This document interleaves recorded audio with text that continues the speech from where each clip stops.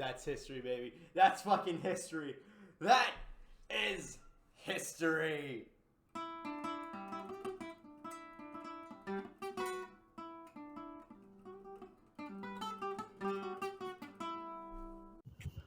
All right, into the den. That is our 63rd win of the NHL season.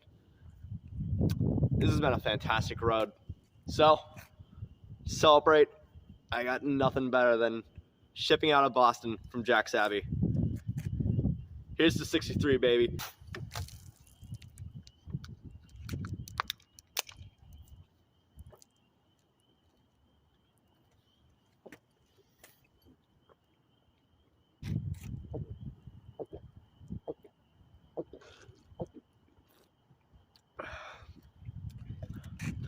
I'm shipping up to Boston. Whoa.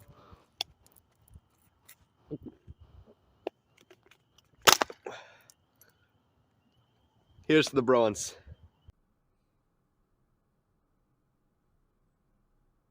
I don't know how to shotgun a beer, or at least I fucked up when I've been shotgunning a beer, and now my entire arm is sticky. But it doesn't matter. It doesn't matter, because you know what it is. You know what it is. Bruins fans!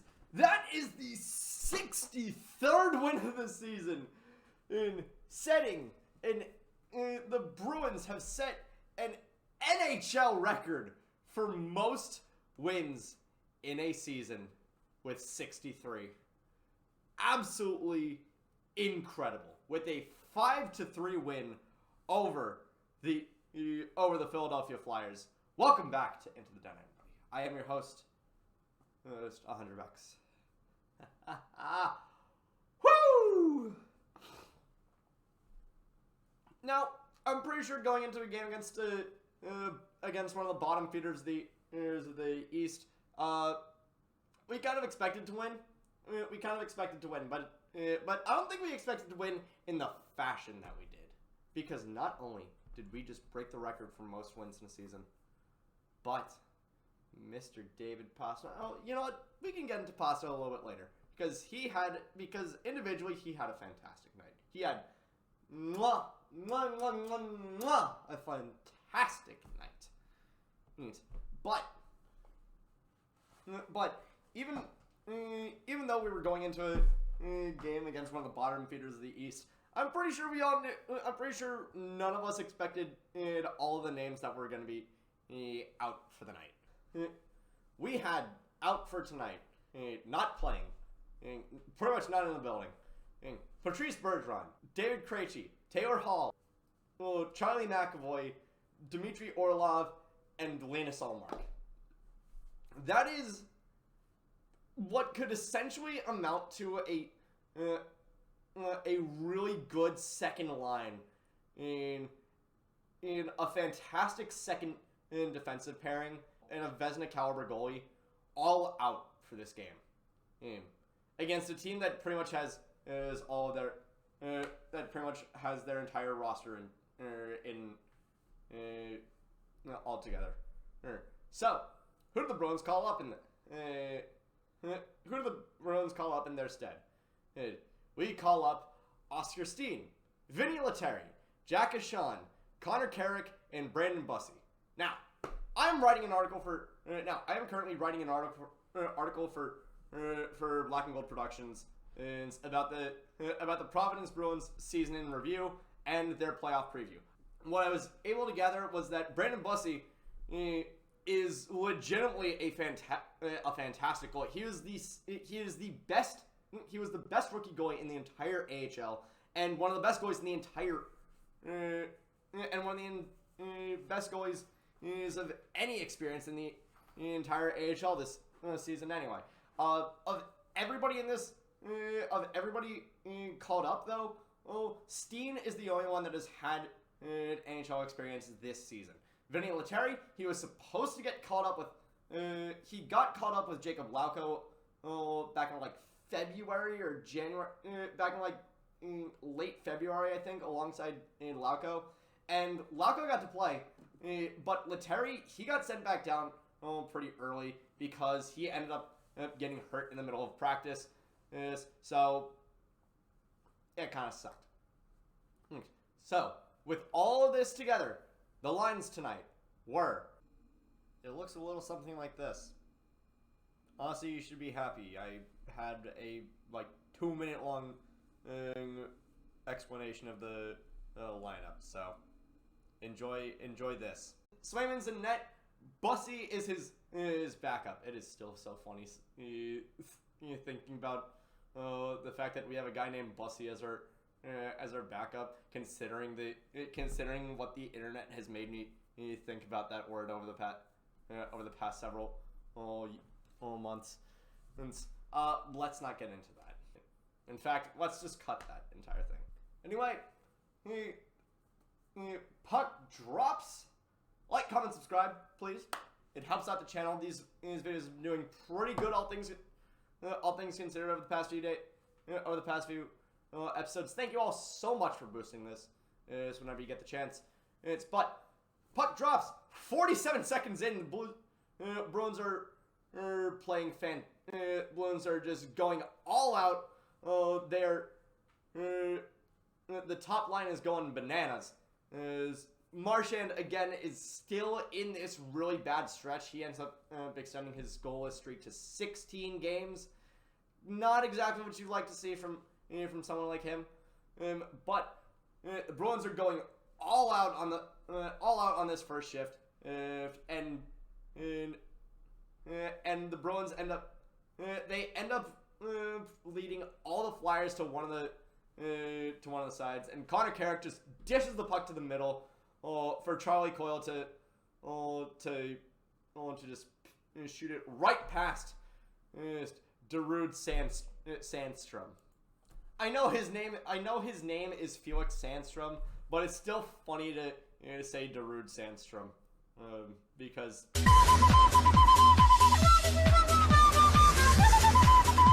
Anyway, Coyle shoots it right past. Coyle shoots it right past Felix Sandstrom, and that starts the game 1-0. But it's not. It lasts that way. 17 seconds later, the puck comes back the Bruins' way, and Swayman absolutely horrendously mishandles this puck. This was quite possibly one of the worst games that I've seen Swayman have this season. It was bad. But he did what he need. But he did enough to stop. He did enough to hold on to this lead for the Bruins. And so I can't give him too much shit. But it was still a bad showcase and not exactly what you want to see from your backup before the start or the playoffs. This is starting to be a league where you need two goalies heading into the playoffs. It doesn't matter how good your number one is. If your number two is complete dog water, it could cost you a series. And letting up a goal like this, where you just completely fumble the puck and you allow Wade Allison to take it and tuck it right behind you. Well, that's not good. That's not good. You don't need me to tell you that that's not good. But really, that's not good. And that ties the game at 1. And the Bruins are playing really good for this period. But for some reason, Sandstrom is breaking the hell up. Pasternak in particular is getting fantastic opportunities, but nothing actually breaks the plane in the first period. And meanwhile, on the other end of the ice, Swayman legitimately looks rattled. This is some of the like I said, this is the worst game that I've seen Swayman have all season. But he legitimately looks like he is completely unprepared for this game, and that's kind of worrying. That's kind of worrying to see from Swayman. But again, he again, he holds the fort long enough for us to win. And notably throughout this game, refs don't call anything. Refs call like one or two things, but they don't. But like they hold their whistles, and I think they kind of know how much they. I think they kind of know the energy that these two teams bring out. You know, the Broad Street Bullies versus the home of the Rats. We all know that this is gonna be chippy. We all know that this is gonna be painful, and we all know that Boston's gonna win. So why bother calling anything? So we go into the second period. Carlo ends up getting high stuck in the pretty early on, and it's so bad that he ends up going down the tunnel, but there's no call on it. Again, refs know who they're reffing for. So we end up. So that ends up happening.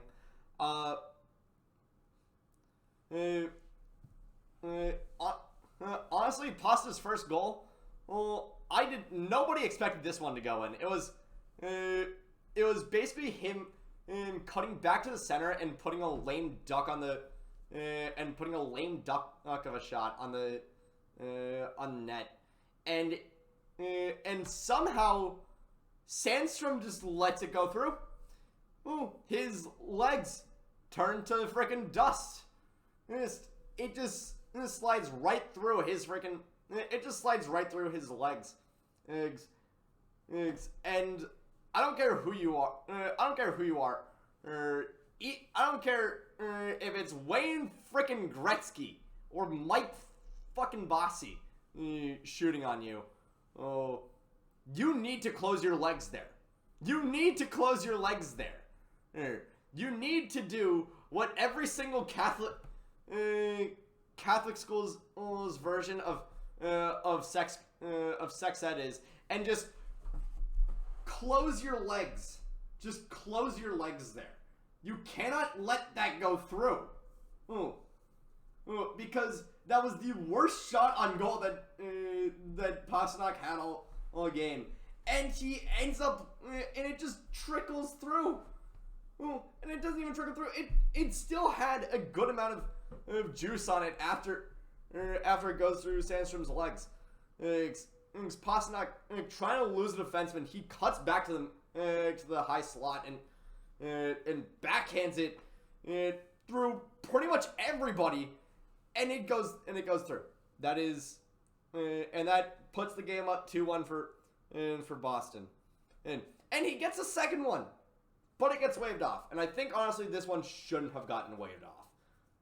Because Connor Clifton, going to the net, he shoots it at a weird angle, but the rebound is enough to get to Pasternak, and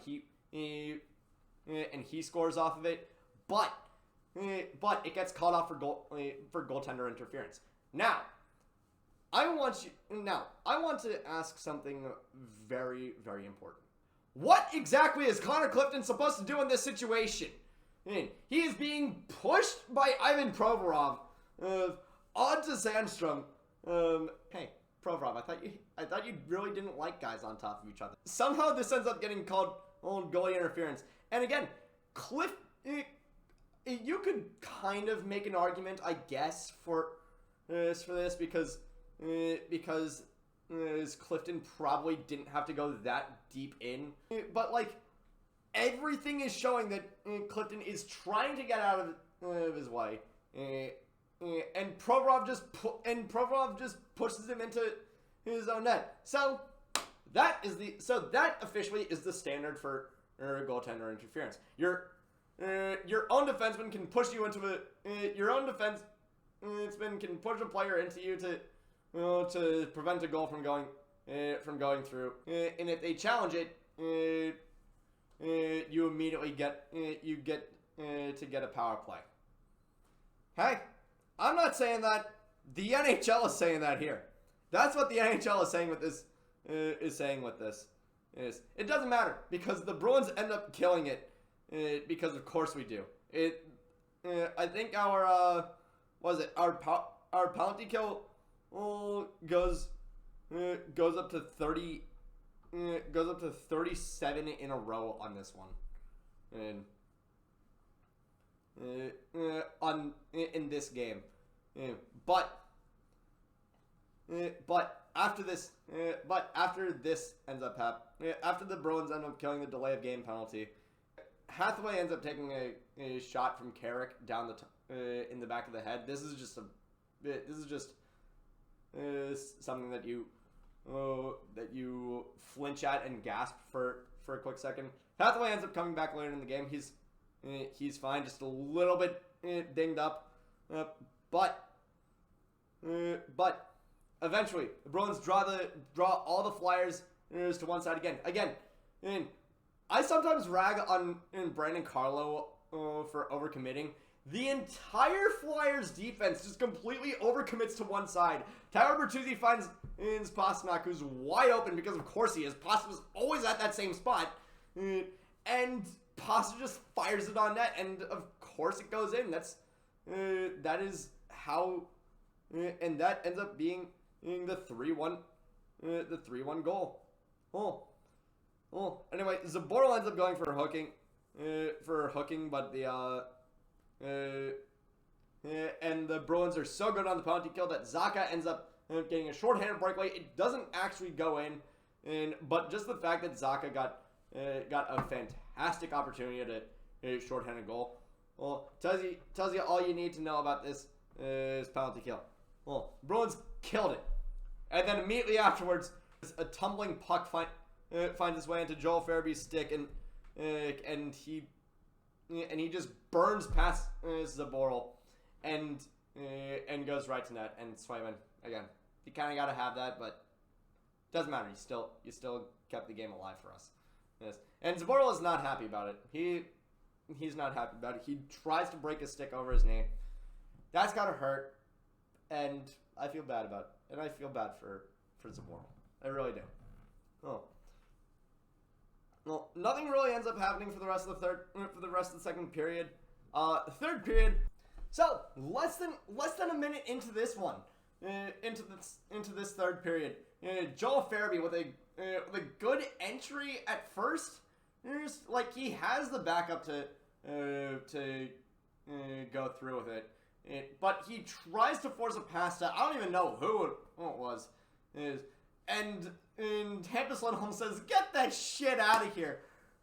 He pokes it away. He forechecks it up to Pastrnak. Pastrnak and Bertuzzi with the back and forth. Bertuzzi last pass goes to Pastrnak, and Pastrnak short-sighted it past Sandstrom, and that is a hat trick. And not just a hat trick.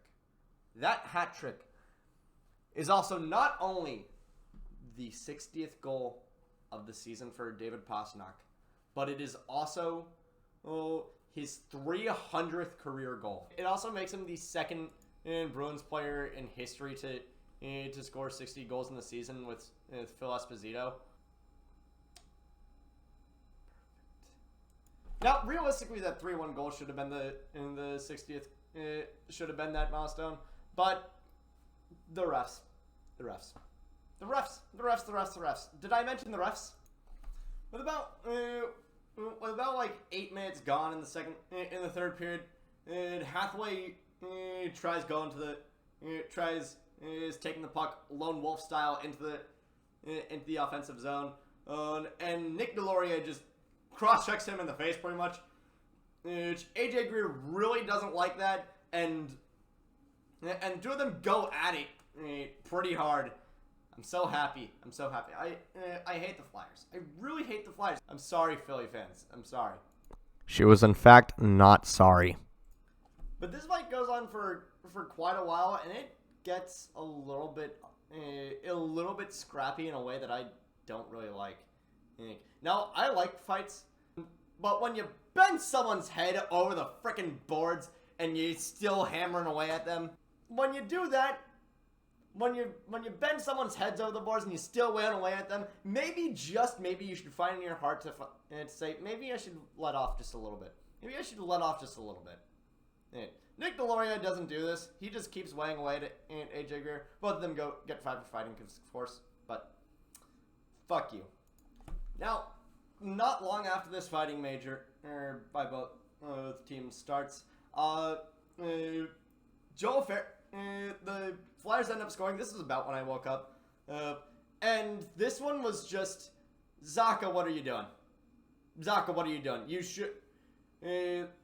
Zaka overcommits to where the defense is, and as a result, it leaves Owen Tippett wide open for Farabee to pass across the ice to him, to just tap in. And that is as simple can be for a goal. And Zaki, you gotta be on that. You gotta be on that. I know it's a shit game, but you gotta be on that. You gotta be on that goal. But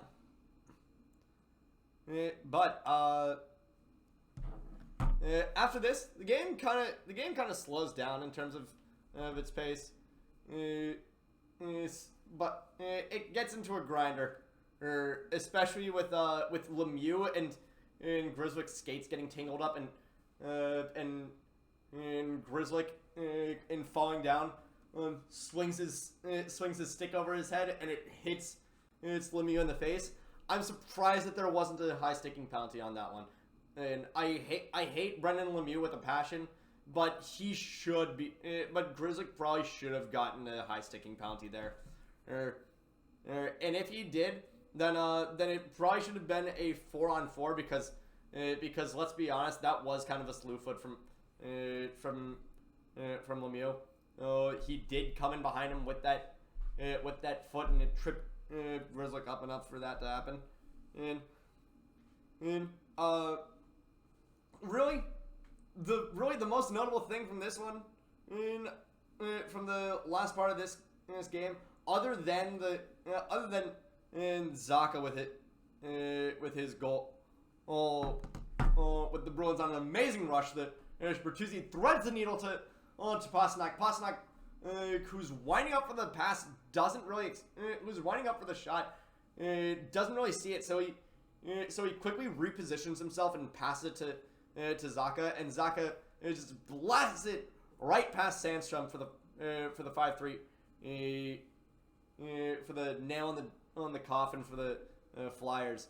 The most notable thing in the last part of this game was the TNT feed messing up. The audio just decided, you know what, we're gonna mesh two different feeds together, and it's gonna sound like a robot drowning. It sounded awful. It sounded like, oh my god, what is going on here?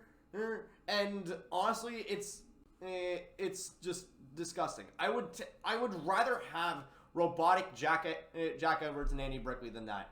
I would honestly rather have robotic Jack Edwards and Andy Brickley than that, because when that happens, when Nesson's audio bit crushes to hell and back, it usually ends up happening for like 3 seconds at most. Like, you could hear it happening, you could hear it turning that way, but like the actual bit crush noise that you've been hearing over the past few games on Nesson, it only lasts for like 3 seconds max. This lasted for a whole ass minute, and TNT should be ashamed of itself. TNT should be ashamed of itself. I mean, this broadcast sucked. This broadcast sucked anyway. TNT is always an awful network for NHL games. Anyway, the Flyers pull Sandstrom, and we all know that Swayman wants it. And he tries. He tries a few times, but it doesn't go anywhere. And eventually the Bruins just kill the clock. And that's 63, baby. That's 63. I don't really have any game notes. We were resting a lot of guys, and we still ended up beating a bottom feeder of the league. It's fine. It's fine. This team is going to be fine. This team is going to be just fine. And I'm going to need a shower. So, that's going to be it for today's episode. Thank you all so much for watching. I will see you guys on Tuesday. Take care. We'll be 80.